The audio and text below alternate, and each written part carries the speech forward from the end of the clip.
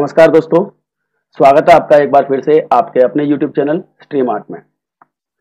तो दोस्तों, आज हम आपके लिए लेकर के आए हैं क्लास 12th की जो ज्योग्राफी है, आपकी बुक फर्स्ट का चैप्टर 12 और ये आपका अध्याय जो 12 है इस बुक का लास्ट चैप्टर है।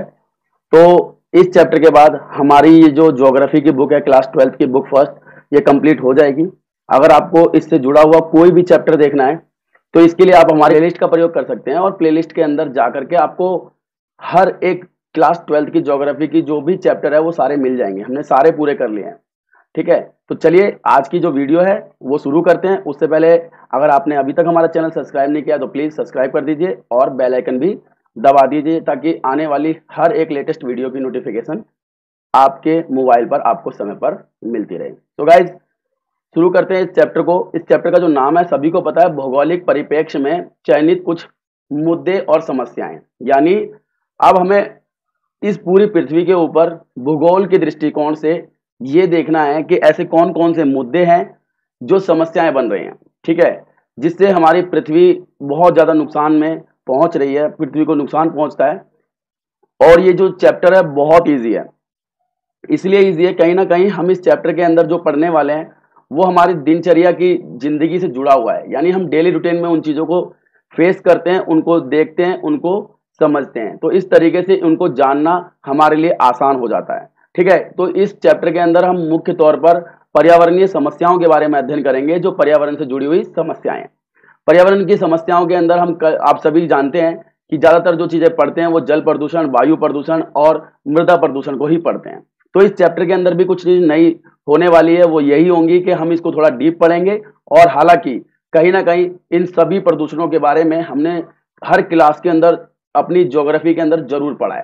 तो चलिए आज की वीडियो की शुरुआत करते हैं, जिसमें आपका पहला क्वेश्चन है कि पर्यावरणीय ह्रास, जिसको हम ह्रास को आप समझ सकते हो प्रदूषण से भी। क्वेश्चन इस तरीके से प्यारे बच्चों दोनों तरीके से पूछ सकता है, इसीलिए मैंने दोनों शब्दों का प्रयोग आपके लिए किया है ताकि आप कंफ्यूज ना हो कि पर्यावरणीय ह्रास यानी पर्यावरण का नुकसान या पर्यावरण प्रदूषण से आप किसे कहते हैं और इसके प्रकारों के बारे में बताइए। सबसे पहला क्वेश्चन, सबसे इंपॉर्टेंट क्वेश्चन, देखिए गाइज मैं आपको बता रहा हूं ये क्वेश्चन जो आएंगे वो इन क्वेश्चनों को बहुत घुमाने फिराने की कोशिश करता है।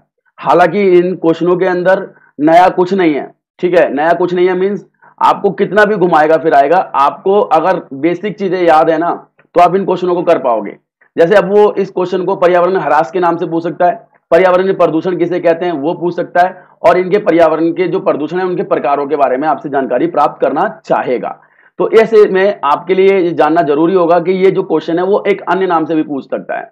वो क्या पूछेगा, वो इस क्वेश्चन को पूछ सकता है कि प्रदूषण क्या है, इनके प्रकारों के बारे में बताइए। यानी यहां पर अगर वो पर्यावरण ना भी दे तो भी आपका जो सवाल का जो आंसर बनेगा वो इसी तरीके से लिखना होगा आपको। चलिए मैं आपको इस क्वेश्चन का आंसर बताता हूं कि आप सभी को पता है पर्यावरण प्रदूषण क्या होता है।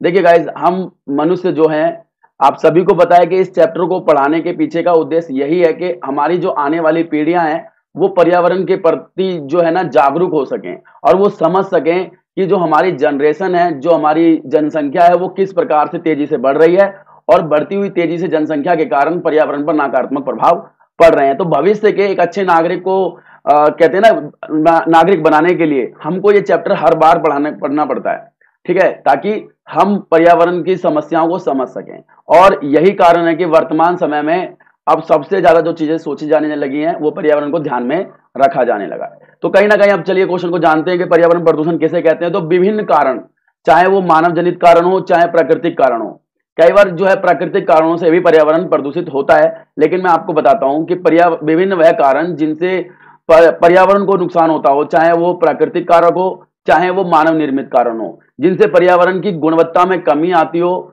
उसी को हम पर्यावरण प्रदूषण के नाम से जानते हैं। और मुख्य तौर पर जो पर्यावरण प्रदूषण होते हैं गाइस वो 4 तरीके के होते हैं, जिसमें जल प्रदूषण, वायु प्रदूषण और इसके बाद भूमि प्रदूषण, साथ में ध्वनि प्रदूषण। यानी 4 प्रकार के प्रदूषणों को हमें इस पूरे चैप्टर के अंदर पढ़ना है।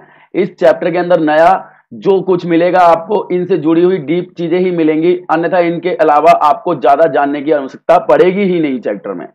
तो यानी कहीं ना कहीं पूरा जो चैप्टर है वो वायु प्रदूषण, जल प्रदूषण, भूमि प्रदूषण और ध्वनि प्रदूषण के चारों तरफ इर्द गिर्द घूमता है। तो आपको ये ध्यान रखना पड़ेगा प्रदूषण क्या है और प्रदूषण के प्रकार क्या है। प्रदूषण के प्रकार यही है 4, ठीक है। तो चलिए मैं आपको एक बार इसको पढ़ करके सुना देता हूं ताकि आपको किस तरीके से एग्जाम में लिखना है अगर 4 नंबर में आ जाए। तो गाइज मैं आपको बता रहा हूं कि 4 नंबर में आ जाए तो पहली बात तो परिभाषा आपको बतानी पड़ेगी, फिर इसमें वायु प्रदूषण क्या होता है, जल प्रदूषण क्या होता है, दो दो लाइन आप इसमें बता सकते हो। हालांकि इन सब के बारे में आपको आगे भी बहुत कुछ जानने को मिलेगा और आप पहले से इनके बारे में बहुत सारी नॉलेज रखते हो, तो उसी के आधार पर इनको दो दो लाइनों में परिभाषित कर देना, तो आपका जो आंसर है वो एक बहुत अच्छा आंसर बन जाएगा। ठीक है ना। तो मैंने इसीलिए इसको ज्यादा डिफाइन करना जरूरी नहीं समझा, क्योंकि कहीं ना कहीं बच्चे इनके बारे में पहले से बहुत सारा ज्ञान रखते हैं। तो आप वायु प्रदूषण बता सकते हो कि विभिन्न पर्यावरणीय और मानव जनित कारणों से जो वायु की गुणवत्ता में कमी आती है वो वायु प्रदूषण, इसी प्रकार से जल प्रदूषण, इसी प्रकार से भूमि, इसी प्रकार से ध्वनि प्रदूषण। तो आप इनको डिफाइन कर सकते हो अगर आपसे इस प्रकार का क्वेश्चन पूछे तो। हालांकि मैं आपको बिल्कुल जेन्युइन तरीके से आपको एक बार पढ़ करके समझाता हूं आपको लिखना कैसे है कि पर्यावरण में जीव जंतु और पेड़ पौधे के लिए हानिकारक परिवर्तन जो है प्रदूषण कहलाते हैं। यानी परिवर्तन जो हो पेड़ पौधे और जीव जंतुओं के लिए, और वो कैसे परिवर्तन, हानिकारक परिवर्तन। हानिकारक परिवर्तन अर्थात नुकसानदेह परिवर्तन जो होते हैं पर्यावरण के अंदर, वही प्रदूषण कहलाते हैं। मानवीय क्रियाकलापों से उत्पन्न अवशिष्ट, यानी मानव जो कोई काम करता है उससे जो कचरा वगैरह निकलता है, अवशिष्ट मतलब होता है कचरा वगैरह, उत्पादों से कुछ पदार्थ और ऊर्जा मुक्त होती है। यानी जो भी हम काम करते हैं उससे अवशिष्ट निकलता है, या तो वो अवशिष्ट होगा बच्चों पदार्थ के रूप में, यानी कूड़ा करकट वगैरह वगैरह, या हम कोई काम करते हैं तो उससे ऊर्जा निकलती है। जैसे हम मान लीजिए गाड़ी चला रहे हैं तो गाड़ी चलाते समय हम जो है कार्बन निकलता है। इसके बाद जब हम कहीं आग लगाते हैं तो आग में भी कार्बन जो है उत्सर्जित होता है। तो कहीं ना कहीं ये एक ऐसे पदार्थ हैं, ऐसे मानवीय क्रियाकलापों से उत्पन्न अवशिष्ट पदार्थ हैं जिससे जो है ना पर्यावरण के अंदर हानिकारक परिवर्तन होते हैं। तो पर्यावरण के अंदर होने वाले हानिकारक परिवर्तन ही आपको जो है पर्यावरण प्रदूषक के नाम से जाने जाते हैं। ठीक है, तो मैं आगे और पढ़ता हूं। जिससे प्राकृतिक पर्यावरण में कुछ परिवर्तन होते हैं, ये परिवर्तन होते हैं और इन परिवर्तनों को हम 4 वर्गों में विभाजित करते हैं। देखिए जो भी हम काम करते हैं, मानवीय क्रियाएं, जो अवशिष्ट पदार्थ हम छोड़ते हैं उससे पर्यावरण को नुकसान होता है, और इससे 4 प्रकार में हम विभाजित कर सकते हैं। तो वो कौन कौन से, वायु प्रदूषण, जल, भूमि और ध्वनि। इसके बारे में मैंने अभी अभी आपको कुछ सेकंड पहले भी बताया था। तो इस प्रकार से आप इस क्वेश्चन को बहुत अच्छे से लिख सकते हो। ठीक है, इसके बाद आपका जो अगला क्वेश्चन बनेगा गाइज वो ये बनेगा कि वायु प्रदूषण क्या है तथा स्रोत और नियंत्रित करने के लिए निम्नलिखित उपाय बताइए। गाइज जिस तरीके से मैंने आपके लिए क्वेश्चन तैयार किया है ना, आप यकीन मानिए अगर आप इस वीडियो को अंत तक देखते हो तो आपको ऐसे क्वेश्चन जानने को मिलेंगे जिससे आप एक क्वेश्चन को अच्छे से समझ करके, मैं आपको यकीन दिलाता हूं कि अच्छे से समझ जाओगे ना तो आपको कितनी भी कोशिश कर ले वो घुमाने की घुमा नहीं सकता क्वेश्चन के अंदर। सबसे पहले हम वायु प्रदूषण के बारे में जानेंगे क्या होता है, वायु प्रदूषण के स्रोत, इसको नियंत्रित करने का तरीका। ठीक है ना। तो गाइस देखिए एक क्वेश्चन, इसके अंदर 3 तरीके के क्वेश्चन आपको जानने को मिलेंगे। हो सकता है प्यारे बच्चों वो खाली आपसे वायु प्रदूषण के लिए अलग से क्वेश्चन पूछ ले, तो आप इसमें से स्रोत और जो आपको नियंत्रित करने के उपाय हैं वो हटा देना, तो आपका आंसर यहां से बन जाएगा। अगर खाली आपसे पूछ ले स्रोत क्या है तो आप इन दोनों चीजों को हटा देना, नियंत्रित करने के तरीके पूछ ले तो आप इन दोनों को हटा देना। तो यानी कुल मिलाकर के आपको अपनी बुद्धि करते हुए बहुत अच्छे से इन क्वेश्चनों को समझना है। यानी ये क्वेश्चन तो एक है आपके लिए अभी जो मैं आपको कराने जा रहा हूं, हालांकि इस क्वेश्चन के अंदर 3 क्वेश्चन छुपे हुए हैं, वो कैसे भी पूछे आपको ध्यान से सुनना है। ठीक है ना। आप समझ रहे हो, आप 12th क्लास के स्टूडेंट हो, इतना तो आप समझ ही रहे होंगे कि क्या मैं कहना चाहता हूं। ठीक है ना। तो वायु प्रदूषण क्या है, उसके स्रोत क्या होते हैं और नियंत्रित करने का तरीका क्या है। देखिए गाइस मैं अभी और सारी चीजें बताऊंगा आपको कि कैसे वो इस क्वेश्चन के अंदर भी बड़े क्वेश्चन पूछ सकता है। तो चलिए देखिए पहले हम बताते हैं कि विभिन्न कारणों से वायु की गुणवत्ता का ह्रास वायु प्रदूषण कहलाता है। देखिए वही वाली बात आ गई ना कि हम जो भी काम करते हैं, चाहे वो मानव निर्मित काम हो या प्राकृतिक काम हो, जिनसे वायु के अंदर जो गुणवत्ता है उसकी जो कमी होती है वही वायु प्रदूषण कहलाता है। ठीक है ना। अब देखिए वो पूछ रहा है वायु प्रदूषण के स्रोत क्या क्या है। तो देखिए वायु प्रदूषण के जैसे प्राकृतिक स्रोत हैं वो है ज्वालामुखी या विस्फोट। देखिए गाइज आपने 11वीं के अंदर भी पढ़ा होगा, जब ज्वालामुखी विस्फोट होता है तो ज्वालामुखी विस्फोट के दौरान बहुत सारी हानिकारक गैस, धूल कण, राख वगैरह भी निकलती है और वो सब चीजें जाकर के वायु में घुल जाती हैं। इससे क्या होता है, वायु प्रदूषित हो जाती है। तो आप पहले बताएंगे कि स्रोत क्या है, ज्वालामुखी विस्फोट, फिर धूल कण। देखिए गाइज बहुत सारी जब हवा चलती है तो धूल कण जो होते हैं वो भी वायु के अंदर मिल जाते हैं और उन वायु के अंदर मिलने से जो है वायु प्रदूषित हो जाती है। इसके बाद तूफान, ये भी आपको याद रखना है, ये सारे प्राकृतिक स्रोत हैं प्यारे बच्चों कि विस्फोटीय जो ज्वालामुखी होते हैं वो, धूल कण, और आपके पास तूफान, फिर अग्नि। कई बार जंगलों में भी अपने आप देख आग लग जाती है, उसके पीछे का कारण होता है घर्षण। जब हवाएं बहुत तेज चलती है जंगल में तो लकड़े जो होती हैं या टहनियां जो होती हैं उसकी, जंगलों में पेड़ों की, वो आपस में रगड़ खाती हैं और कई बार वो रगड़ खा खा करके उनमें आग लग जाती है। कई बार देखा होगा आपने, अभी सुना भी होगा, ब्राजील के अंदर कुछ समय पहले आग लगी थी। कोई व्यक्ति नहीं लगाता है उनको, एक्चुअली में होता क्या है, वो स्वतः ही लग जाती है जब वो आंधी वगैरह चलती है, तूफान वगैरह चलती है उसके कारण। तो जब वो पेड़ पौधे जलते हैं तो उससे भी जो है वायु प्रदूषण होता है। तो ये आपके वायु प्रदूषण के स्रोत हैं, वो भी प्राकृतिक। ठीक है, अब हम बात करते हैं वायु प्रदूषण के मानव जनित स्रोत, यानी मानव कैसे वायु को प्रदूषित करता है, वो कौन कौन से स्रोत हैं। तो प्यारे बच्चों, इसमें कारखाने, नगर केंद्र और मोटर वाहन, धुआं, ताप, बिजली घर। देखिए कारखानों से निकलने वाला नगरों के अंदर कितना प्रदूषण होता है, साथ में मोटर वाहन, इसमें फिर जो धुआं है मोटर वाहनों का उससे होता है। फिर इसके बाद जो हमारे देश के अंदर, अभी भी मैं बता देता हूं आपको, लगभग हमारे देश की 80% जो गाइस बिजली है, आपको याद रखना है कि लगभग हमारे देश की 80% बिजली की जो मांग है उसकी पूर्ति जो होती है गाइस, तापीय ऊर्जा से होती है। यानी आप समझिए गाइस, तापीय ऊर्जा मतलब हमारे देश की 80% बिजली की आवश्यकता की जो पूर्ति होती है वो कोयले को जला करके, यानी आपको जानना होगा कि कोयले को जला करके हम पानी को गर्म करते हैं, उससे भाप उत्पन्न होती है और उस भाप से जो टरबाइन्स हैं उनको घुमा करके बिजली उत्पन्न की जाती है। अब देखिए गाइस, कोयला जलाया जाएगा तो कोयला जलाने से वायु प्रदूषण तो होगा ना। तो वो यही कह रहा है कि ताप बिजली घरों के अंदर भी बहुत ज्यादा कोयला वगैरह जलाया जाता है, उससे हमारे देश के अंदर वायु प्रदूषित होती है। इसके बाद और भी बहुत सारे मुख्य कारण है, आप जानते हो। इसके बाद वायु प्रदूषण को नियंत्रित करने के जो उपाय हैं प्यारे बच्चों, वो ये हैं। देखिए वायु प्रदूषित को नियंत्रित करने के लिए हमको बहुत सारे तरीके हम अपना सकते हैं, ठीक है ना। तो देखिए शीशा रहित पेट्रोल का उपयोग, यानी ऐसा पेट्रोल हमें यूज करना होगा जो पर्यावरण को कम से कम नुकसान पहुंचाए। तो ऐसे पेट्रोल को हम कहते हैं शीशा रहित पेट्रोल। हिंदी के अंदर कहते हैं जो पर्यावरण को नुकसान ना पहुंचाए उस पेट्रोल को कहते हैं शीशा रहित पेट्रोल। अगर हम इसका प्रयोग करें तो हम पर्यावरण को बचा सकते हैं, वायु प्रदूषण को कम कर सकते हैं। इसके बाद ईंधन का पूर्ण दहन। देखिए गाइस, हमको ईंधन का पूर्ण दहन करना होगा, मतलब हम जो है जो भी चीज यूज कर रहे हैं उसका सही मायने में सही तरीके से प्रयोग करना पड़ेगा। ये नहीं है कि हमने अपना जो है ईंधन जला दिया और उसके बाद हमने कुछ उसका यूज किया, बाकी वो बेकार में जल रहा है। इसके बाद सक्षम मशीनरी, जो भी हम मशीन यूज करें वो अच्छी क्वालिटी की होनी चाहिए। चिमनियों में फिल्टर, जो चिमनियां होती हैं जैसे आपने देखा होगा जहां ईंटें वगैरह बनती हैं वो भट्टे होते हैं जहां पर आग जला करके ईंटें पकाई जाती हैं, या और भी गैसीय जो चिमनियां होती हैं उनके अंदर हम फिल्टर लगा सकते हैं प्यारे बच्चों।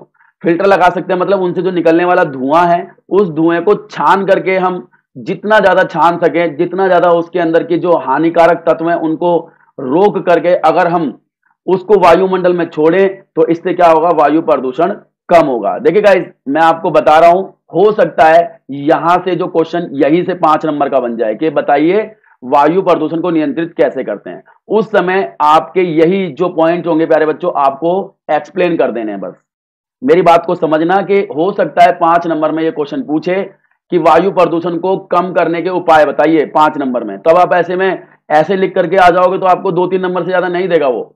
ऐसी स्थिति में आपको क्या करना पड़ेगा, जैसे अभी मैंने बताया शीशा रहित पेट्रोल का उपयोग, इसको फिर अंडरलाइन करके इसके बारे में बताना है आपको कि शीशा रहित पेट्रोल का अर्थ है हमें ऐसे पेट्रोल का प्रयोग करना चाहिए जो कम से कम पर्यावरण को हानि पहुंचाए। इससे क्या होगा कि पर्यावरण को नुकसान नहीं होगा, हम इस तरीके से भी पेट्रोल का यूज करके हम पर्यावरण को नुकसान से बचा सकते हैं।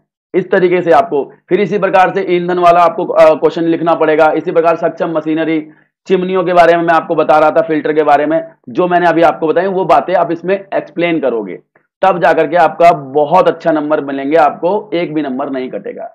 और इसके बाद चौथा पॉइंट क्या होगा गाइस आपका कि चिमनियों में फिल्टर, मैंने पहले ही बताया इसको। ये इसके बाद 5वां है आपका सुदूर क्षेत्र का जो है आपके उनमें कारखाने स्थापित करने चाहिए। मतलब हमें ऐसे क्षेत्रों में कारखाने स्थापित करने चाहिए जो दूर दराज के इलाके हैं जहां पर जनसंख्या नहीं रहती है, यहां पर ज्यादा पेड़ पौधे नहीं है। ऐसे इलाकों में अगर हम कारखाने लगाएंगे तो इससे क्या होगा कि उस इलाके के अंदर अगर प्रदूषण बढ़ेगा भी तो उससे पर्यावरण को ज्यादा नुकसान नहीं होगा।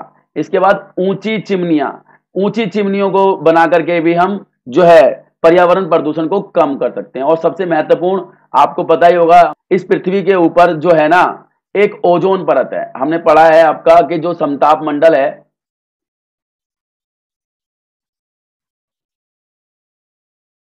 उसमें क्या होता है कि उसके ऊपर, समताप मंडल के ऊपर ना जस्ट ऊपर एक परत होती है जिसको हम सभी ओजोन लेयर के नाम से जानते हैं, ओजोन मंडल भी कहते हैं। ठीक है, इसका जो सूत्र होता है O3 होता है, सभी को पता है। और आप सभी को पता है प्यारे बच्चों, जो ओजोन लेयर होती है वो हमारी क्या मदद करती है। तो जो हमारा सूर्य होता है, जो सूर्य से निकलने वाली जो किरणें होती हैं, सूर्य से निकलने वाली किरणों के साथ में जो है ना यूवी रेज आती हैं। आपको याद रखना है यूवी रेज, ये यूवी रेज मतलब होता है अल्ट्रा वायलेट किरणें, अल्ट्रा वायलेट रेज। ठीक है, इसको हिंदी में कहते हैं परा बैंगनी किरणें, परा बैंगनी किरणें। ठीक है, तो ये जो किरणें होती है परा बैंगनी किरणें गाइस, उसको जो है हमारी ओजोन परत जो होती है वो आसानी से छान देती है। इससे क्या होता है कि हमारी पृथ्वी तक जो पहुंचने वाली सूर्य की रोशनी होती है वो बिल्कुल प्योर शुद्ध पहुंचती है। लेकिन हमारे वर्तमान समय में ऐसी बहुत सारी गैसें वायुमंडल में उत्सर्जित की जा रही हैं, जिसके परिणाम स्वरूप जो हमारी ओजोन लेयर है, यानी ओजोन लेयर के अंदर छेद हो गया है। देखिएगा, कुछ बच्चे या कुछ टीचर्स पढ़ाते हैं कि ओजोन लेयर में छेद हो गया है। बेसिकली ओजोन लेयर में छेद नहीं हुआ है, वो हुआ क्या है कि जो ओजोन लेयर है उसकी जो डेंसिटी है, उसकी जो मोटाई है ना, वो दिन प्रतिदिन क्लोरोफ्लोरोकार्बन नाम की एक गैस होती है गाइस, याद रखना है क्लोरोफ्लोरोकार्बन।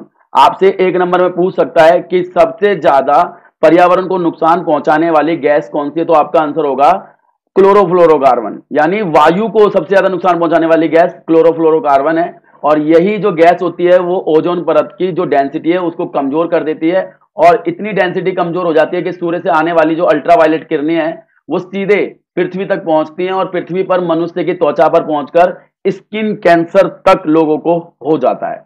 तो कुल मिलाकर के आपको ये याद रखनी है। फिर मैं आपको बता रहा था जो क्लोरोफ्लोरोकार्बन है गाइस, वो कहां पाई जाती है। तो क्लोरोफ्लोरोकार्बन हमारे घरों के अंदर यूज होने वाले, आपका जो फ्रिज होता है, फ्रिज के अंदर जो कंप्रेसर होता है उसमें, एसी में यूज होती है ये।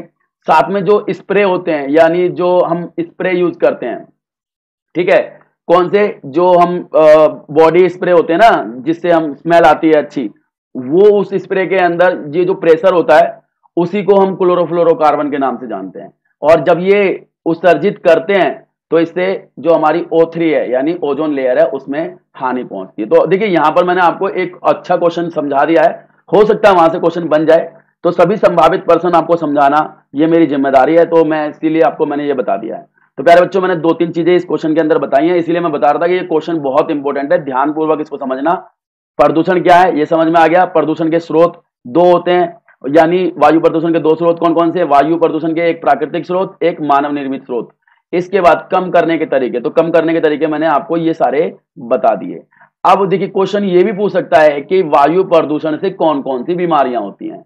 याद रखना है, वायु प्रदूषण से कौन कौन सी बीमारियां होती हैं, ये गाइस आपको याद रखना है। ठीक है, तो मैं आपको बता देता हूं वायु प्रदूषण से होने वाली जो बीमारियां हैं। पहली बात तो आपको श्वसन तंत्रीय, यानी सांस लेने में दिक्कत हो सकती है। तंत्रिका तंत्रीय, यानी जो हमारी नर्वस सिस्टम है वो भी कमजोर हो सकता है। इसके बाद रक्त संचार तंत्र, यानी जो हमारा ब्लड प्रेशर होता है वो भी कंफ्यूज हो जाता है, वो भी बहुत ज्यादा प्रभावित होता है। स्किन कैंसर, इसके बाद धूम्र कोहरा जिसको हम स्मोक के नाम से भी जानते हैं, देखा होगा आपने सर्दियों के मौसम में अक्सर धूम्र कोहरा, जहां पर बहुत ज्यादा उद्योग होते हैं, क्योंकि धूम्र कोहरा क्या है, कोहरा प्लस में धुआं जब मिल जाता है तो धूम्र कोहरा बनता है, और धूम्र कोहरा भी सांस लेने में दिक्कत पैदा करता है। तो ये सब जो प्रदूषण के कारण होने वाली बीमारियां हैं जिससे मनुष्य को बचना चाहिए। देखिए गाइस 5 नंबर में यहां से भी क्वेश्चन बन सकता है, लेकिन यहां पर आपको एक्सप्लेन करना थोड़ा सा ज्यादा पड़ेगा। इसको श्वसन तंत्र को भी, इसको भी सबको आपको थोड़ा सा एक्सप्लेन करना होगा। हालांकि क्वेश्चन बहुत इजी है, इसमें मैंने आपको बताया कि कोई भी ज्यादा मुश्किल आपको नहीं आएगी। इसके बाद गाइस आपका अगला क्वेश्चन है कि जल प्रदूषण क्या है और इसके स्रोत और इसको नियंत्रित करने के लिए क्या क्या कदम उठाए जा सकते हैं। बहुत इजी क्वेश्चन है, जैसे कि पहला क्वेश्चन था वैसे ही है, इसमें बहुत सारी चीजें आपको समझनी होंगी। इंपॉर्टेंट क्वेश्चन है, मैं फिर बता रहा हूं। और क्यों, क्योंकि यहां से बहुत सारे टाइप के क्वेश्चन बन जाते हैं, कंफ्यूज करेगा, घुमाने की कोशिश करेगा। तो चलिए देखिए, वही परिभाषा होने वाली कि विभिन्न कारणों से जल की गुणवत्ता का ह्रास जल प्रदूषण कहलाता है। देखिए, जल प्रदूषण के जो मुख्य स्रोत होते हैं गाइस, वो होते हैं कृषि क्षेत्र में प्रयोग किए जाने वाले रसायन। जो कृषि क्षेत्र के अंदर हम रसायन प्रयोग करते हैं, यानी जो हम दवाइयां प्रयोग करते हैं, उन दवाइयों से क्या होता है कि जो जल की गुणवत्ता है वो भी कमजोर हो जाती है। सर बोलेंगे सर इससे तो मिट्टी भी जो है कमजोर होती है, लेकिन याद रखना है कि जब हम दवाइयां डालते हैं ना प्यारे बच्चों, तो जब दवाइयां डाल देते हैं, दवाइयों को डालने के बाद सिंचाई जब करते हैं, तो वो दवाइयां सिंचाई के पानी के साथ जमीन के अंदर चली जाती हैं और जो भौम जल होता है उसकी गुणवत्ता को कम कर देती है। तो ये याद रखना है, यानी कृषि क्षेत्र के अंदर प्रयोग किए जाने वाले रसायन, उर्वरक और नगरीय अवशिष्ट। नगरीय अवशिष्ट मतलब जो नगरों के अंदर वेस्ट पदार्थ होते हैं वो भी सीधे जल के अंदर फेंक देते हैं नगरों के अंदर। इसके बाद औद्योगिक अवशिष्ट, जो उद्योगों से निकलने वाला वेस्ट पानी होता है, वेस्ट कचरा होता है, उसको ठिकाने लगाने का सबसे आसान तरीका जो लोगों ने खोजा हुआ है वो है उठा करके सीधे नदियों में, नालों में फेंक दीजिए, और नदियों नालों के माध्यम से बड़ी नदियों में, और बड़ी नदियां दूषित हो जाती हैं, जल की गुणवत्ता खत्म हो जाती है। इसके बाद आणविक कचरा। तो आणविक कचरा मतलब जो यूरेनियम वगैरह के जो यूज करने के बाद कचरा बचता है, उसके कारण भी पर्यावरण नुकसान होता है, क्योंकि वो भी कहीं ना कहीं पानी के अंदर ही ठिकाने लगाया जाता है। तो देखिए गाइस, ये थे आपके स्रोत जिससे जल प्रदूषित होता है। इसके बाद देखिए, जल प्रदूषित से होने वाली जो बीमारियां हैं, तो आप सभी को पता है दस्त होते हैं, ठीक है, जिसको हम डायरिया के नाम से जानते हैं। आंतों में कृमि, यानी जो हमारी आंतें हैं उसके अंदर कीड़े पड़ जाते हैं, देखे होंगे छोटे छोटे पेटों के बच्चों के अंदर कीड़े पड़ जाते हैं, वो प्रदूषित जल से ही होते हैं। हेपेटाइटिस बी, ये भी एक बीमारी है जिसके कारण पीलिया भी होता है, ठीक है। आप और भी जो खोज करके इसके अंदर बीमारियां लिख सकते हो, हालांकि इसके बाद आप आदि लिख दोगे तो आपका काम चल जाएगा। देखिए, जल प्रदूषण से होने वाली ये सारी बीमारियां हैं।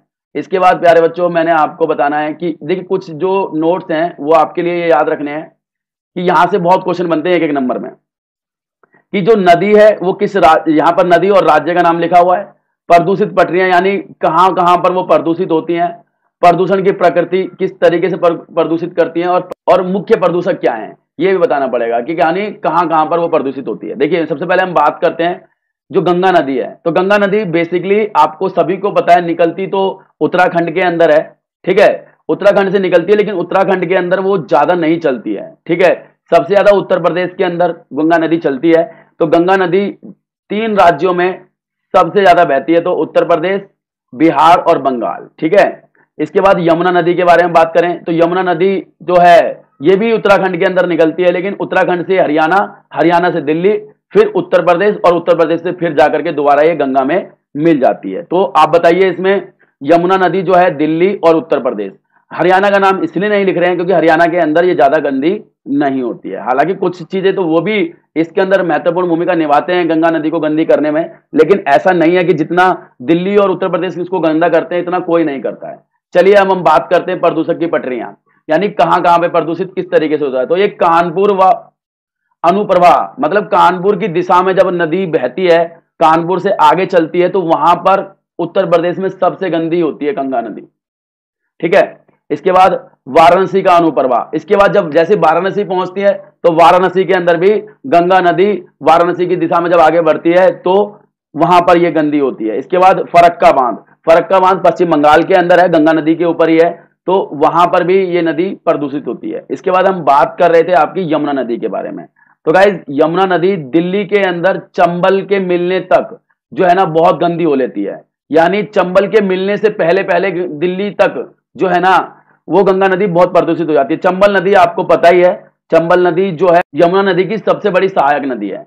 तो जब तक चंबल नदी नहीं मिलती तब तक दिल्ली में वो बह रही होती है ना, तो बहुत गंदी हो चुकी होती है यमुना। देखिए, मैं खुद दिल्ली से रहने वाला हूं, मैं इसी हिसाब से बता रहा हूं, मैंने खुद देखा बहुत बड़े बड़े नाले दिल्ली से यमुना नदी के अंदर मिलते हैं, और दिल्ली के अंदर ही यमुना का पानी बिल्कुल काला हो जाता है, कीचड़ से भी काला, इतना गंदा हो जाता है यमुना नदी का पानी। इसके बाद मथुरा व आगरा के अंदर भी यमुना नदी का पानी गंदा हो जाता है। गाइस, यहां से याद रखना है, वो पूछ सकता है इस तरीके से कि निम्न में से कौन सा राज्य गंगा नदी के किनारे बसा हुआ है। तो आपको याद रखना है उत्तराखंड, उत्तर प्रदेश, बिहार और पश्चिम बंगाल, और ये याद रखने ये कहां पर है, गंगा नदी के किनारे हैं। इसी प्रकार से ये भी याद रखने हैं तो दिल्ली, उत्तर प्रदेश और उत्तराखंड ये भी आपके यमुना नदी के किनारे हैं, ठीक है ना।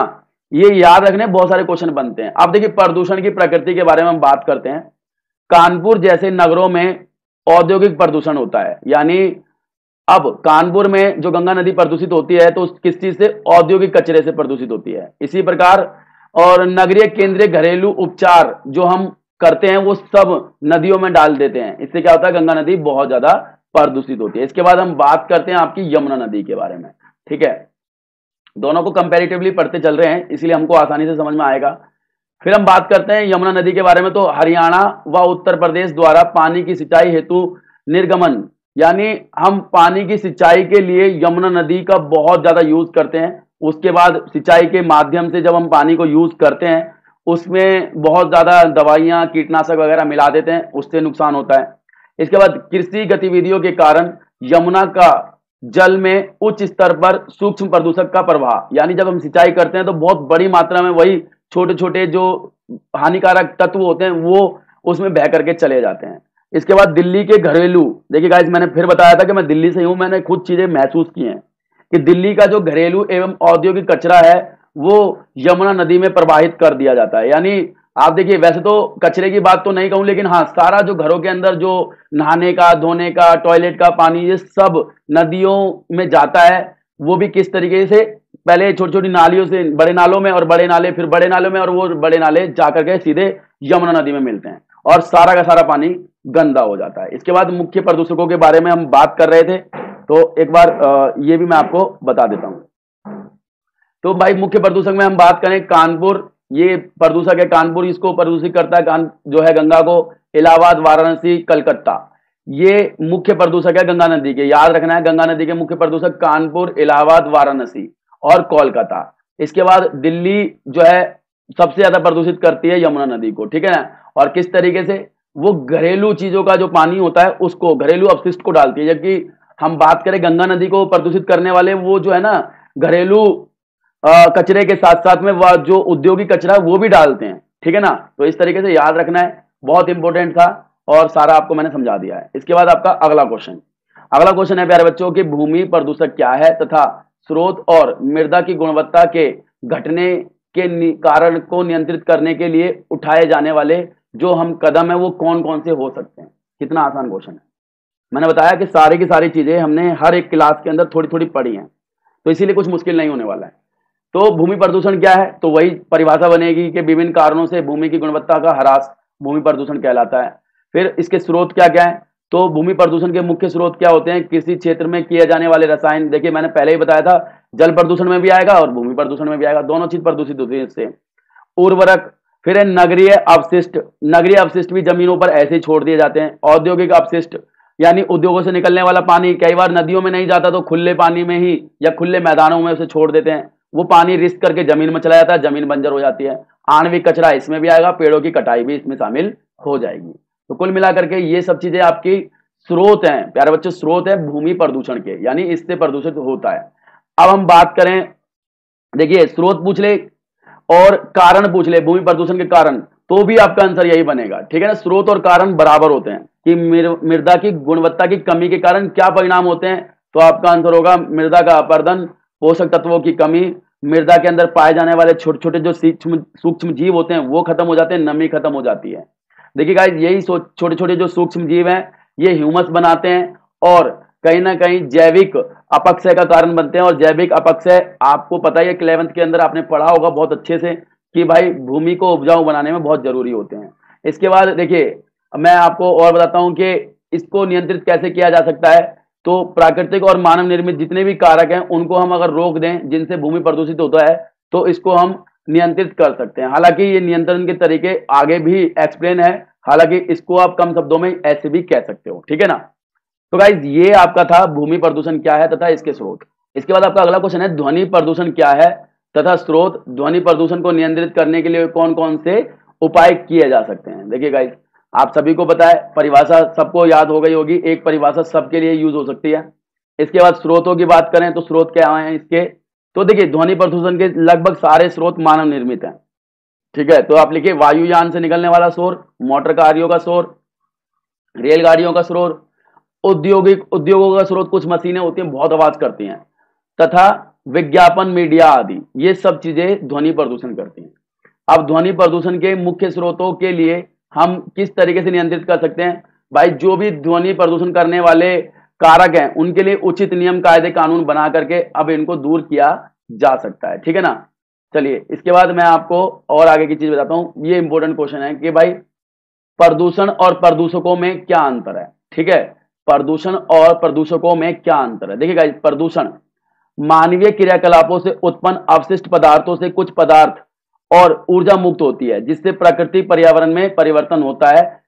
ये हानिकारक होते हैं, जिन्हें हम प्रदूषण कहते हैं। यानी प्रदूषण क्या है सबको पता है। प्रदूषण है जो मानवीय क्रियाकलाप होती हैं, उन क्रियाकलापों से कुछ अवशिष्ट पदार्थ निकलते हैं। जैसे हम नहाए, नहाने के बाद पानी निकला, हमने खाना खाया, खाना खाने के बाद जो सब्जी के छिलके होते हैं या कुछ भी चीजें जो खराब होती हैं वो क्या होते हैं? अवशिष्ट, बचे हुए पदार्थ।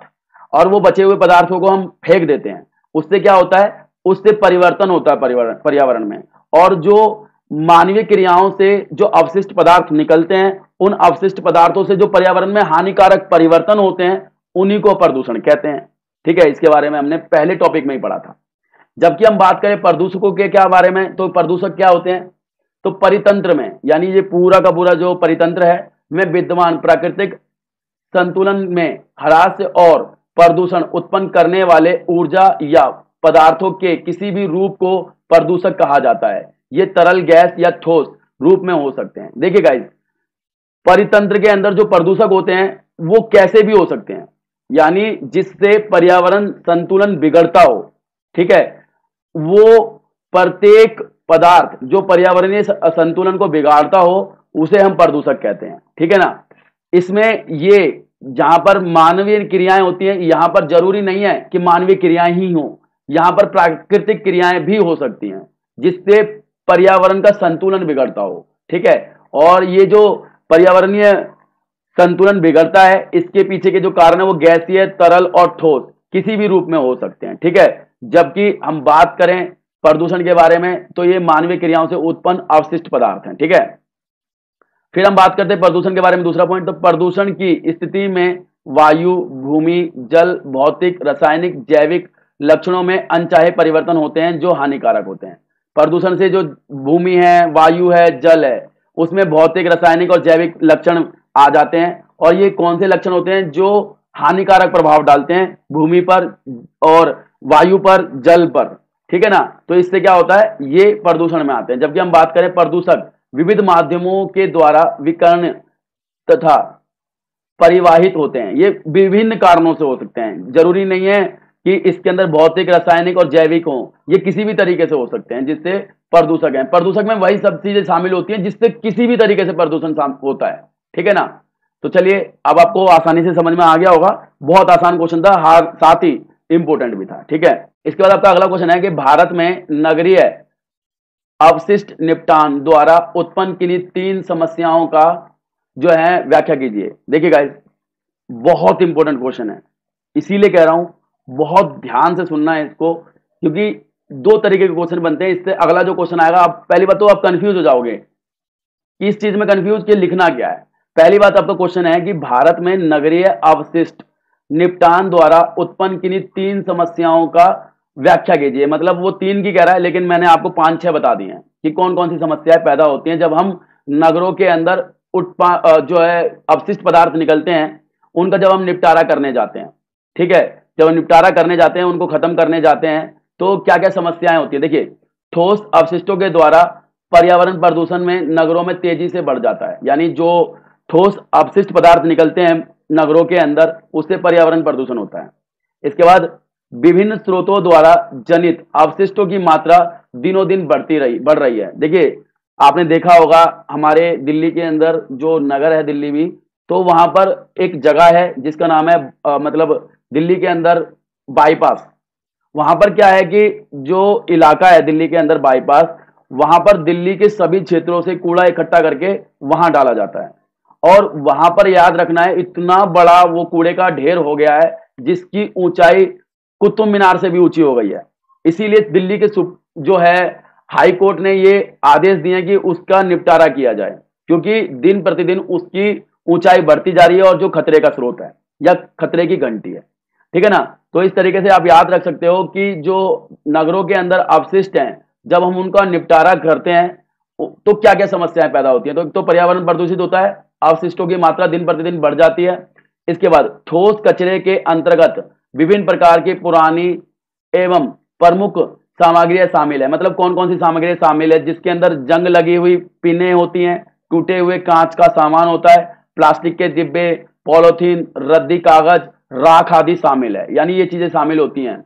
इसके बाद कारखाने, विद्युत गृहों तथा भवन निर्माण या विध्वंस से भारी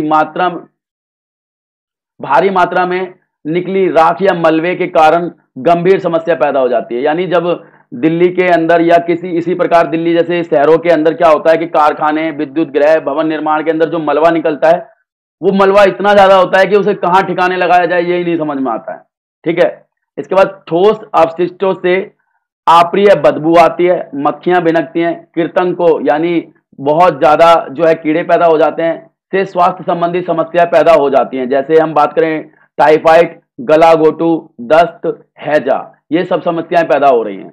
इसके बाद जब कभी भी अपशिष्टों का लापरवाही से निपटान किया जाता है, जब कभी भी हम इन अपशिष्टों को जो दिल्ली जैसे शहरों में या मुंबई, कलकत्ता जैसे शहरों में अपशिष्ट पदार्थ निकलते हैं, तो हम भाई कहीं ना कहीं तो ठिकाने लगाएंगे ही, और कभी कभार हम इस ठिकाने लगाने की प्रक्रिया में लापरवाही बरतते हैं, और लापरवाही बरतने से क्या होता है, तो इसकी बदबू हवा में फैलने और बरसाती पानी से छितरने के कारण परेशानियां बनती हैं। यानी जब हवा आती है तो इसके कारण खुले में फेंक देते हैं, तो क्या होता है कि वो हवा उस कूड़े की बदबू को पूरे हवा में फैला देती है। साथ में बरसात जब होती है तो उस सारे कीड़े का युक्त पानी या कूड़े का पानी, सब वो पानी जमीन के अंदर चला जाता है, इससे परेशानी बढ़ जाती है। इसके बाद नगर आधारित उद्योग तथा अनौपचारिक वाहित मल के कारण नदियों के प्रदूषण से स्वास्थ्य संबंधी पैदा होती हैं समस्याएं। यानी हम जो भी कुछ चीजें हैं, सब चाहे मल है, चाहे मूत्र है, चाहे उद्योगों से निकलने वाला कूड़ा है, सब कुछ नदियों में बहा देते हैं, और वो उससे जल प्रदूषित होता है, और जल प्रदूषित होने से हमें स्वास्थ्य संबंधी समस्याएं भी होने लगती हैं। तो कुल मिलाकर के 5 नंबर का पूरा मटेरियल है आपके लिए बहुत अच्छे से, और जियोग्राफी की ये खासियत है, आपको कम लिखने से पूरे नंबर मिल सकते हैं, ठीक है। चलिए इसके बाद आपका अगला क्वेश्चन देखते हैं। देखिए मैंने बताया था इसी के जैसा क्वेश्चन आने वाला है आपके लिए, लेकिन थोड़ा सा अलग है, मैं आपको बताता हूं। भारत में अपशिष्ट निपटान से संबंधित किन्हीं 3 प्रमुख समस्याओं की व्याख्या कीजिए। आप बोलोगे सर जी ये तो बिल्कुल वैसे ही है, लेकिन यहां पर आपको समझना है भारत में अपशिष्ट निपटान से संबंधित, यानी जब हम इनको निपटाने जाते हैं तो निपटाने से संबंधित हमारे पास क्या क्या समस्याएं पैदा होती हैं, यानी हम कहां उनको ठिकाने लगाएं, फिर कूड़ा करकट कहां पर हम इसको रखें, ठीक है। इसके बाद एमसीडी या नगर निगम इसको सही तरीके से काम नहीं करते हैं, नालियां ठीक नहीं है, इसके कारण से क्या होता है कि ये जो अपशिष्ट पदार्थ हैं वो सही तरीके से ठिकाने नहीं लग पाते हैं। तो क्वेश्चन दोनों अलग हैं, अगर आप बारीकी से समझोगे, मैंने उधर समझाया था कि वहां निपटान से यानी निपटान कर दिया है, करने के बाद जो समस्याएं आती हैं वो, और यहां पर निपटान हुआ नहीं है, निपटान करने में क्या समस्याएं आती हैं, क्यों समस्याएं आती हैं, तो यहां पर यह चीज समझनी है आपको। तो नगरों की पर्यावरण समस्या में जलवायु और शोर प्रदूषण तथा विषैले और खतरनाक अपशिष्टों का निपटान शामिल है।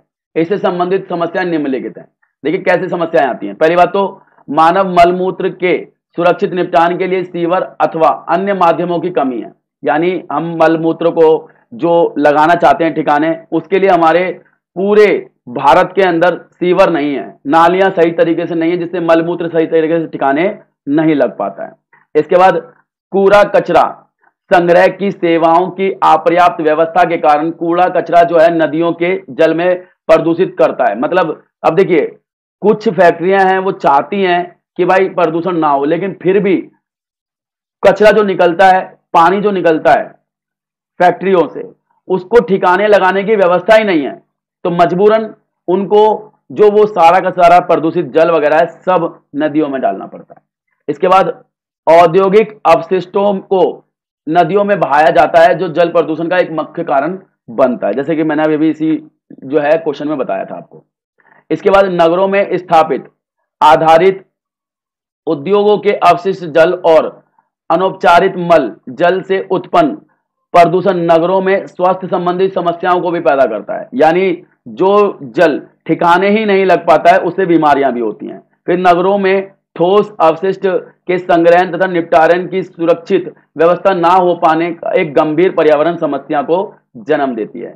तो गाइज ये आपके 5 पॉइंट हैं, आपको समझना पड़ेगा। यहां पर हमको बताना है इस क्वेश्चन के कि भारत में अवशिष्ट जो निपटान है उसके निपटान में समस्या क्यों आती है, क्योंकि हमारे पास पर्याप्त सुविधाएं नहीं है। इससे पिछला जो क्वेश्चन था उसमें आपको बताना था कि वहां पर निपटान के बाद क्या समस्याएं आती हैं। ठीक है, तो दोनों क्वेश्चन अलग अलग हैं, ठीक है ना, इसीलिए मैंने एक साथ रखे ताकि दोनों को कंपैरेटिवली आपको पढ़ा सकूं। इसके बाद आपका अगला है कि भारत में गंदी बस्तियों की किन्हीं 3 प्रमुख समस्याओं के बारे में वर्णन कीजिए। Guys this is the very most important question, आपके लिए बहुत जरूरी है, याद रखना है कि जो भारत के अंदर गंदी बस्ती है, कई बार इसको मलिन बस्ती भी बोलते हैं। क्वेश्चन आ सकता है कि भारत के अंदर मलिन बस्तियों की विशेषताएं क्या हैं या समस्याएं क्या हैं। ठीक है, तो ये बस्तियां जो होती हैं आवश्यक सुविधाएं जो होती हैं उनसे वंचित होती हैं, आधारभूत आवश्यकताएं भी नहीं होती इनके पास, यानी सड़कें नहीं होती हैं, बिजली नहीं होती है, सीवर नहीं होता, पीने का पानी नहीं होता है। गंदी बस्तियों में मानवकृत अपराध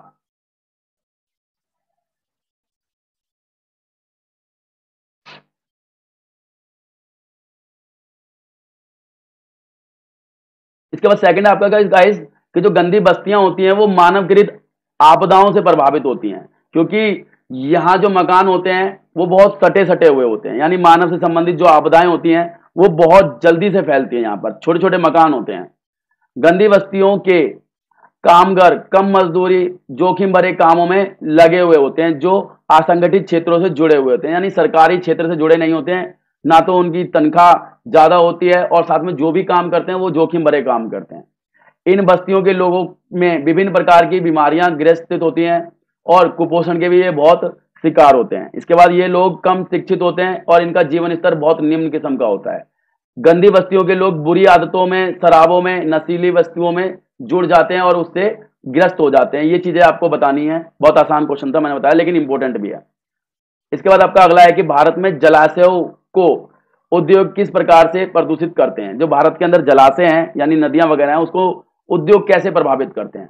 तो देखिए, औद्योगिक प्रभाव बहते हुए जल में प्रवाहित कर दिए जाते हैं तथा विषैले तत्व भी इन्हीं जलाशयों में जैव तंत्र को नष्ट कर देते हैं, यानी जो भी उद्योगों का गंदा पानी होता है वो बहते जल में छोड़ दिया जाता है और उस पानी के अंदर विषैले तत्व होते हैं, और जो विषैले तत्व होते हैं जो इन जलाशयों के अंदर पाया जाने वाला जैव तंत्र होता है, यानी जो जीव जंतु होते हैं, मछलियां, कीड़े मकोड़े जो भी पाए जाते हैं उन सबको मार देते हैं। इसके बाद उद्योगों के अवांछित उत्पाद, जैसे हम बात करें विषैली गैस आदि प्रवाहित जल में बहा दी जाती हैं, जिससे जल प्रदूषित हो जाता है, जैसे उद्योग आदि। इनसे हम सब चीजें जो निकलती हैं वो सब जल में ही डाल देते हैं। रासायनिक उद्योगों से बहता हुआ प्रदूषित जल, कुछ रासायनिक उद्योग भी होते हैं जहां रसायन बनते हैं वो सब जलाशयों में डाल देते हैं, उससे प्रदूषण होता है जल का। उद्योगों से निकलने वाला कचरा भी नदियों और झीलों में डाल दिया जाता है, जिससे जल प्रदूषित होता है। तो इस प्रकार से आप इस क्वेश्चन को भी सॉल्व करोगे, बहुत आसान क्वेश्चन था। इसके बाद आपका जो अगला क्वेश्चन है गाइस वो है कि प्रदूषण की पहचान करने के लिए उपयुक्त कसौटियों के नाम बताइए। देखिए गाइस, हम प्रदूषण की पहचान कैसे कर सकते हैं, कसौटी बताइए। क्वेश्चन इंपॉर्टेंट है कि प्रदूषण की पहचान कैसे की जा सकती है। तो मानवीय क्रियाकलापों से उत्पन्न अवशिष्ट पदार्थ तथा मानवीय अवशिष्टों का निपटान, यानी जो भी मानवीय क्रियाकलापों से अवशिष्ट पदार्थ निकलते हैं, मानवीय अवशिष्ट निपटान होता है, वो अगर ज्यादा होगा और उससे पर्यावरण के अंदर हानिकारक परिवर्तन आ रहे होंगे तो इसको हम प्रदूषण कहेंगे। ठीक है, प्रत्यक्ष अप्रत्यक्ष रूप से फेंके गए अवशिष्टों से उत्पन्न हानि, अगर हम डायरेक्ट फेंक रहे हैं, इनडायरेक्ट रूप से जो है जा रहा है सारा का सारा कूड़ा करकट या अपशिष्ट पदार्थ, वो भी आपका प्रदूषण में आएगा। फिर पारिस्थितिकी है, जहां हानि का दुष्प्रभाव तीसरा पक्ष को सहना पड़ता है, यानी अब हम जो प्रदूषण करते हैं उससे तीसरा पक्ष प्रभावित हो, यानी हम बात करें हमने प्रदूषण कर दिया, प्रदूषण से क्या हुआ कि एक तो मिट्टी में प्रदूषण कर दिया, मिट्टी तो प्रभावित हुई, फिर मिट्टी के अंदर के जीव भी प्रभावित हो गए, तो तीसरा पक्ष को भी सहना पड़ता है। तो तीसरे पक्ष पे भी अगर प्रभाव पड़ रहा है तो भी वो प्रदूषण में आएगा। तो ये 3 क्रियाकलाप हैं जिसके आधार पर हम प्रदूषण को कसौटी में नापते हैं। गाइस इसके बाद आपका अगला क्वेश्चन है कि अम्लीय वर्षा होने के मुख्य कारणों का उल्लेख कीजिए। देखिए मैं आपको बताता हूं, जो अम्लीय वर्षा होती है उसका जो मुख्य कारण होता है वो सल्फर डाइऑक्साइड होता है, यानी जो सल्फर युक्त हवा होती है वायु में मौजूद। तो जब वर्षा होती है तो उससे क्या होता है गाइस, वर्षा के साथ में जो वो सल्फर युक्त जो हवा है, सल्फर चिपक जाता है पानी के साथ में। जब सल्फर युक्त पानी जमीन पर गिरता है तो उसी को हम कहते हैं अम्लीय वर्षा, ठीक है ना। तो वो कह रहा है कि मुख्य कारण क्या है, तो देखिए ज्वालामुखी विस्फोट से वायुमंडल में जहरीली गैस, राख आदि के कारण जो वर्षा होती है वह अम्लीय वर्षा कहलाती है। इसके अतिरिक्त रासायनिक उद्योगों के कारण भी अम्लीय वर्षा होती है, ठीक है ना। जो रासायनिक उद्योग हैं जब उससे सल्फर डाइऑक्साइड निकलती है तो वो भी पर्यावरण के अंदर अम्लीय वर्षा का कारण बनती है, ठीक है। तो अम्लीय वर्षा समझ में आ गया होगा। अम्लीय वर्षा से क्या होता है, स्टोन कैंसर होता है। स्टोन कैंसर मतलब होता है कि जो पत्थर हैं वो पीले पड़ जाते हैं। जैसे आपने देखा होगा कि जो ताजमहल है, ताजमहल भी स्टोन कैंसर का एक शिकार है। वो भी, उसका कलर भी पहले सफेद था, वो पीला पड़ रहा है। उसके पीछे का कारण है अम्लीय वर्षा। और उसके पीछे का जिम्मेदार जो माना जाता है, जो मथुरा की रिफाइनरी है, यहाँ पर तेल शोधक कारखाना है मथुरा के अंदर, उसकी जो रासायनिक उद्योग है वहां से जो धुआं निकलता है, वो धुआं जब फैल जाता है पूरे वातावरण में तो आगे जाकर के वो पूरे आगरा वाले इलाके में फैल जाता है। जब वर्षा होती है तो वो अम्लीय वर्षा होती है फिर, और अम्लीय वर्षा के कारण स्टोन कैंसर होता है, और जिसके कारण हमारा आपका ताजमहल भी प्रभावित है, ठीक है। इसके बाद मैं आपको बता रहा था अगला पॉइंट कि वायु प्रदूषण के किन्हीं 3 परिणामों की व्याख्या कीजिए। जो वायु प्रदूषण होता है उसके 3 क्या परिणाम होते हैं। देखिए गाइज, वायु प्रदूषण के जो परिणाम होते हैं, पहली बात तो अम्लीय वर्षा भी हो सकती है। दूसरा, वायु प्रदूषण के कारण मनुष्य और जंतु और संपत्ति के लिए हानिकारक होता है, यानी मनुष्य और जंतु सबके लिए हानिकारक होता है। इसके बाद वायु प्रदूषण से श्वसन तंत्रीय, तंत्रिका तंत्रीय और रक्त संबंधी बीमारियां भी होती हैं, ठीक है ना। तो इस प्रकार से ये 3 परिणाम हो जाएंगे आपके वायु प्रदूषण के। इसके बाद आपका जो अगला क्वेश्चन है वो ये है कि ध्वनि प्रदूषण किसे कहते हैं। ध्वनि प्रदूषण के 4 स्रोत के बताइए, व्याख्या कीजिए कि ध्वनि प्रदूषण के 4 स्रोत कौन कौन से हैं। देखिए मैं आपको बता देता हूं, विभिन्न स्रोतों से उत्पन्न ध्वनि का मानव की सहनीय सीमा से अधिक होना। जैसे कोई भी ध्वनि निकल रही है, कोई भी डीजे बज रहा है, कोई भी आवाज हो रही है, अगर वो मानवीय सहनीय सीमा से बाहर है, जिसको वो सह नहीं पाता है, तो इसको ही हम ध्वनि प्रदूषण कहते हैं। हाल ही के वर्षों में ध्वनि प्रदूषण एक गंभीर समस्या बन गई है। और ध्वनि प्रदूषण के जो स्रोत होते हैं प्यारे बच्चों, वो होते हैं विविध उद्योग। कई बार उद्योग बहुत आवाज करते हैं जिसको लोग सह नहीं पाते हैं, और कई बार मस्तिष्क रूप से भी वो बीमार हो जाते हैं, ठीक है। मशीनीकृत निर्माण, तोड़फोड़, जो मशीनों से तोड़फोड़ होती है वो भी, वायुयान और सायरन, सायरन वगैरह जो बजते हैं, या फिर वायुयान जो उड़ते हैं वो भी बहुत ज्यादा शोर करते हैं जो मानवीय सहनीय सीमा के ऊपर होता है, और ये सब ध्वनि प्रदूषण में आता है। और मैं आपको बता रहा था ध्वनि प्रदूषण के 4 स्रोतों के बारे में, तो इस तरीके से आप इसको सोल्व कर सकते हो।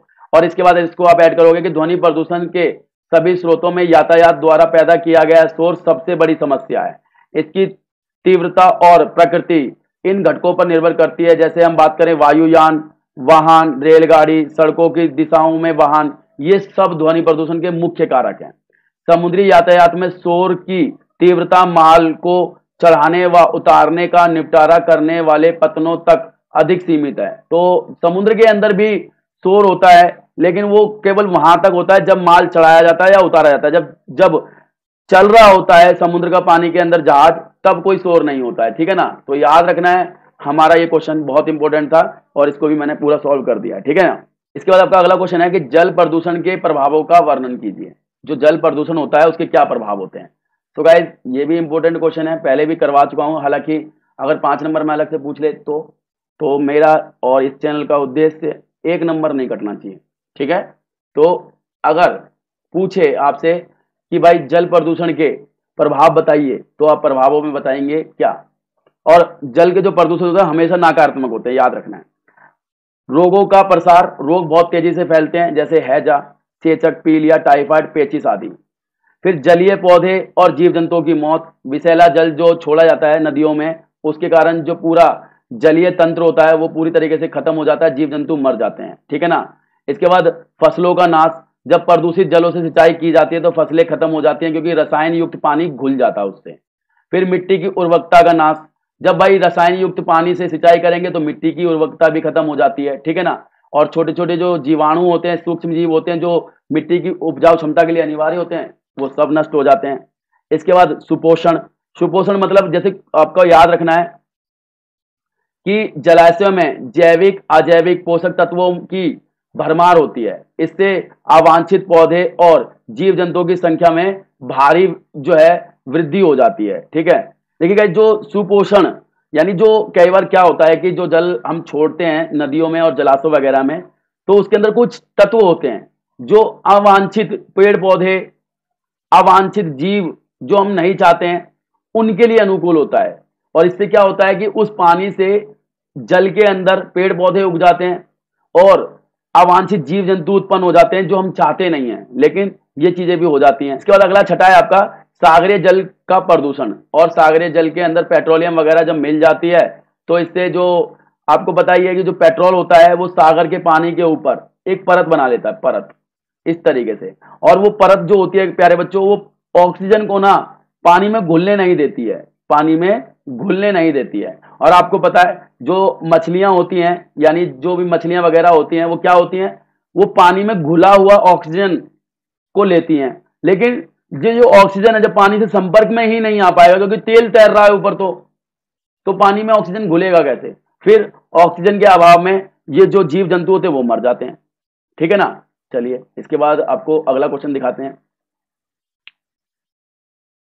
अगला क्वेश्चन है कि नगर गांव प्रवास पर प्रकाश डालो और केस स्टडी के आधार पर बताओ। यानी आपकी बुक के अंदर कुछ केस स्टडी भी दी गई है और जिसमें ग्राम और नगर प्रवास के बारे में बताया गया है।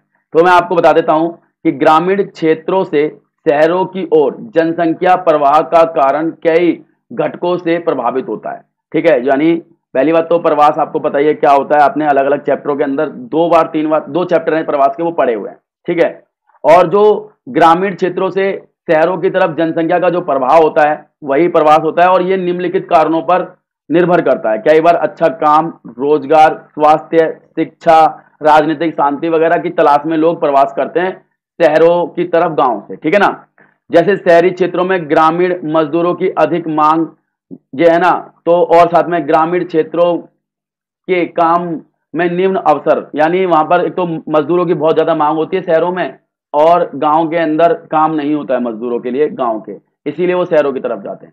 अब देखिए केस स्टडी के आधार पर आपको बताना पड़ेगा कि केस 1 में बताया गया कि प्रवास की प्रक्रिया को केस स्टडी की एक कहानी के द्वारा समझाया गया है। ठीक है ना। तो कहानी में रमेश नाम के वेल्डर के जीवन का में परिवर्तन आया है। और उसमें देखिए टिप्पणी में बताइए कि विकासशील देशों में रमेश जैसे गरीब, अर्ध शिक्षित, कौशल रहित जो श्रमिक हैं ग्रामीण क्षेत्रों से काम की तलाश में कम मजदूरी पर शहरों जाते हैं और वे अपनी परिवार को गांव में ही छोड़ देते हैं। अलगाव के होते हुए भी रोजगार के लिए ये लोग शहरों में चले जाते हैं। देखिए गाइस, अलग होते हुए भी मतलब अब उनका जान पहचान का क्षेत्र नहीं होता है, अपने परिवार से भी वो अलग हो जाते हैं, लेकिन फिर भी रोजगार की तलाश में ये चले जाते हैं। ये पहली केस हो गई आपकी स्टडी। आपके दूसरे केस में बताना है कि ग्रामीण गरीब लोग की मजदूरी को दर्शाया गया है। कुछ ऐसे लोग होते हैं जो एजेंटों के द्वारा या ठेकेदारों के द्वारा ठगे जाते हैं तथा यात्राओं के दौरान जो आपका पुलिस आदि के द्वारा सताए जाते हैं। देखिए गाइस, आपने देखा होगा कि अभी लॉकडाउन में किस तरीके से क्या क्या हो रहा था। पुलिस भी परेशान कर रही थी और उनके जो ठेकेदार वगैरह थे उन्होंने भी पैसे देना बंद कर दिया और ये लोग ठगे जाते हैं, उनके द्वारा शोषित होते हैं। केस स्टडी 3 के द्वारा बताया गया है कि प्रवास से सामाजिक ढांचे में कितना परिवर्तन हो जाता है। परिवार बिखर जाते हैं। हरिनारायण जैसे प्रवासी शुरू से ही अस्थायी जीवन व्यतीत करते हैं, लंबे समय के बाद वे स्थायी जीवन शहर में व्यतीत करते हैं। मतलब हरिनारायण एक इसमें आपकी बुक में बताया गया है कि कैसे वो प्रवास के कारण अपने परिवार से दूर आ जाता है और फिर लंबे समय के बाद शहर में ही रहना शुरू कर देता है। तो भारत में ग्रामीण शहरीय प्रवास बहुत अधिक है, लेकिन शहरों का ग्रामीण प्रवास कम होता है। यानी शहरों से गांव की तरफ प्रवास कम होता है, लेकिन गांव से शहरों की तरफ अधिक होता है। तो ये आपका प्रवास केस अध्ययन के आधार पर। ठीक है, चलिए आपका अगला क्वेश्चन है कि भू निम्नीकरण क्या है तथा केस अध्ययन के आधार पर बताइए और भू निम्नीकरण को कैसे कम किया जा सकता है। उदाहरण दीजिए या सुझाव दीजिए कि कैसे हम इसको कम कर सकते हैं। इसके बाद यही क्वेश्चन इस तरीके से पूछा जा सकता है कि देश में भूमि प्रदूषण को कम करने के उपाय दो, यानी उपाय बताइए। तो मैं आपको बताता हूं, देखिए इसमें आपका केस स्टडी में मध्य प्रदेश का झबुआ एक इलाका है, यानी जिला है झबुआ मध्य प्रदेश के अंदर। तो पिछड़े क्षेत्र में से एक है। यहाँ कृषि जलवायु क्षेत्र है, मतलब यहाँ पर जो जलवायु है वो बहुत अच्छी है, कृषि के अनुकूल है। यह जो क्षेत्र है गाइस वो भू निम्नीकरण के लिए प्रसिद्ध है, भारत सरकार के ग्रामीण विकास कार्यक्रमों के लिए प्रसिद्ध है, और भारत सरकार ने ग्रामीण विकास कार्यक्रम यहाँ चलाए जाते हैं जो भू निम्नीकरण को रोकने के लिए सहायक होंगे। देखिए गाइस, ये जो मध्य प्रदेश का झाबुआ इलाका है, झाबुआ इलाके के अंदर जलवायु और कृषि योग्य भूमि बहुत अच्छी है, परंतु वो जो क्षेत्र है झाबुआ, वो भू निम्नीकरण का बहुत बड़ा शिकार है, यानी वहां पर भूमि की गुणवत्ता कम हो चुकी है, कम होती है विभिन्न कारणों से। सरकार वहां पर विभिन्न कार्यक्रमों के माध्यम से जो है भूमि के निम्नीकरण को रोकने के लिए काम कर रही है। और देखिए क्या क्या कदम उठाए जा सकते हैं, तो आपको देखिए ये तो किसानों को रासायनिक पदार्थों का उचित प्रयोग करने के लिए प्रशिक्षण देंगे, यानी जो किसान है जो खाद डालते हैं, रासायनिक तत्व डालते हैं जमीन के अंदर, उनको समझाएंगे कि भाई उचित मात्रा में डालिए, जिसको डालने की जरूरत नहीं है वो मत डालिए, जिससे हानिकारक प्रभाव पड़ते हैं उसके स्थान पर कोई और विकल्प मुहैया कराइए उनको। तो ये सब चीजें सिखाई जाती है उनको। जैसे हम बात करें DDT के प्रयोग पर पूरी तरीके से प्रतिबंध लगा दिया गया है। गाइस ये एक दवाई हुआ करती थी जो कीड़ों को मारने के लिए यूज होती थी, और इसका प्रभाव जो है ना भूमि पर बहुत जो है ना नकारात्मक रूप से पड़ता था, ये पूरी तरीके से बंद कर दिया गया है।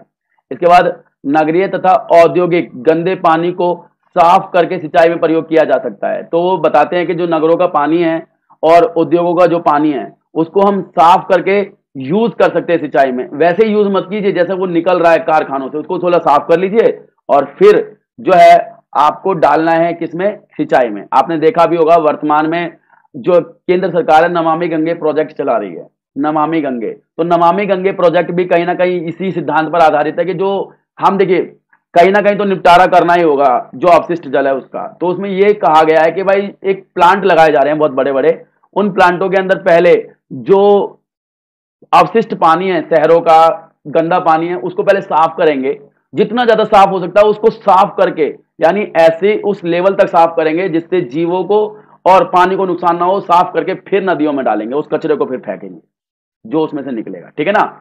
चलिए इसके बाद सड़ी गली सब्जियां और फलों तथा पशुओं के मलमूत्र को उचित प्रौद्योगिकी द्वारा बहुमूल्य खाद में परिवर्तित किया जा सकता है। आप सभी को पता ही है ना, ह्यूमस पता होगा, आपने पढ़ी होगी कि ह्यूमस क्या होती है। गाइस ये जो ह्यूमस होती है, ये जो सड़े गले पौधे होते हैं, जीव जंतु होते हैं, वो जब जमीन में मिल जाते हैं तो वो ह्यूमस कहलाती है, और यही ह्यूमस किसी भी पौधे को उपजाऊपन देने के लिए बहुत जरूरी होती है। और ये कैसे बनती है, वो इन्हीं से बनती है, सड़ी गली सब्जियों से, पौधों से, फलों से, जो मलमूत्र होता है जीवों का उससे, साथ में मरे हुए जीवों से।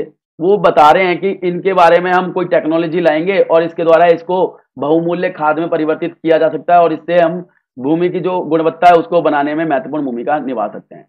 इसके बाद आपका चौथा पॉइंट होगा कि मलिन बस्तियां। देखिए गाइस, मलिन बस्तियां मतलब गंदी बस्तियां, कि लोगों को सुलभ शौचालय की सुविधा देकर के भूमि प्रदूषण को काफी हद तक कम किया जा सकता है। आपका अगला है कि प्लास्टिक के जो बने हुए पदार्थ होते हैं गाइस, उनको हम जल में ऐसे ही नहीं बहाएंगे, इससे जल प्रदूषित होता है जो भूमि को प्रदूषित भी करता है, ठीक है। इसके बाद इन सभी उपयोग का प्रयोग करते हुए हम भूमि को बचा सकते हैं, सही, ठीक है गाइस। आपको ये क्वेश्चन भी अच्छे से समझ में आ गया होगा। गाइस अगर वीडियो पसंद आ रही है तो प्लीज लाइक शेयर सब्सक्राइब करना ना भूलें, ठीक है, बहुत समय लगता है वीडियो बनाने में। इसके बाद आपका अगला क्वेश्चन है गाइस कि गरीबी का सबसे कम अनुपात किस राज्य में, यानी सबसे कम गरीब किस राज्य में रहते हैं, तो आपका आंसर होगा जम्मू कश्मीर। इसके बाद राष्ट्रीय नियोजन समिति का गठन कब किया गया था। गाइस एक नंबर का क्वेश्चन है, याद रखने हैं आपको। तो राष्ट्रीय नियोजन जो समिति है उसका जो गठन किया गया था वो 1938 में किया गया था। फिर बिहार में गरीबी रेखा के नीचे कितने प्रतिशत लोग रहते हैं, ये क्वेश्चन इंपॉर्टेंट है कि बिहार के अंदर गरीबी रेखा के नीचे कितने प्रतिशत लोग रहते हैं, तो आपका आंसर होगा 40%। कौन सी गैस ओजोन परत में छेद करती है, तो आपका आंसर है क्लोरोफ्लोरोकार्बन। इसके बाद मृदा की गुणवत्ता किस प्रदूषण से नष्ट हो सकती है, तो भूमि प्रदूषण से मृदा की जो गुणवत्ता है वो खत्म हो सकती है, ठीक है ना। इस प्रकार से आपका अगला क्वेश्चन है कि भाई कानपुर में गंगा के साथ चमड़े के कितने कारखाने हैं, तो आपका आंसर हो जाएगा 150। देखिए गाइस मैं आपको बता रहा हूं कानपुर के अंदर जो गंगा सबसे ज्यादा गंदी होती है पूरे भारत के अंदर, और वो जो चमड़ा उद्योग है कानपुर का, वहां पर चमड़ों से निकलने वाला हानिकारक पानी है उससे। इसके बाद देश में दुपहिया वाहनों की संख्या कितनी है, तो आपको याद रखना है कि देश के अंदर दुपहिया वाहन जो है वो लगभग 2.83 करोड़ लगभग, ठीक है ना। इसके बाद भारत की 2 प्रमुख दूषित नदियां कौन कौन सी हैं? जो भारत के अंदर जो 2 प्रमुख नदियां हैं जो दूषित होती हैं, तो आपका गंगा और यमुना। इसके बाद आपका अगला क्वेश्चन है कि यमुना में कितने लाख टन कचरा उद्योगों से आता है? तो आप बताइए 70,000 लाख टन। गाइस याद ना रखना है, आपको याद रखना है 70,000 लाख टन जो यमुना के अंदर कचरा आता है वो उद्योगों से आता है। इसके बाद 2001 की जनगणना के अनुसार प्रति व्यक्ति खाद्यान्न की क्षमता कितनी थी? तो आप बताइए कि प्रति व्यक्ति जो खाद्यान्न था वो 417 ग्राम था, यानी इतना व्यक्ति रोज खाता खाना। ठीक है। इसके बाद आपका अगला क्वेश्चन है कि 1993 में देश के कुल ग्रामीण परिवारों का प्रतिशत जिन्हें 2 वक्त का भरपेट भोजन मिलता था वो कितने प्रतिशत था? आपका 93%। फिर अगला क्वेश्चन है भारत का वह महानगर जहां मोटर वाहनों द्वारा विभिन्न प्रकार के प्रदूषकों की सबसे अधिक मात्रा उत्सर्जित होती है? तो दिल्ली। अम्लीय वर्षा का कारण वायु प्रदूषण। तो गाइज इसके बाद आपका जो ये चैप्टर है वो पूरी तरीके से समाप्त होता है। तो गाइज ये वीडियो आपको कैसी लगी प्लीज कमेंट सेक्शन में जरूर बताएं। साथ ही लाइक शेयर सब्सक्राइब करना ना भूले चैनल को। तो गाइज आज की वीडियो में इतना ही। अब मिलते हैं आपसे एक नई वीडियो में, तब तक के लिए धन्यवाद। आपका दिन शुभ हो।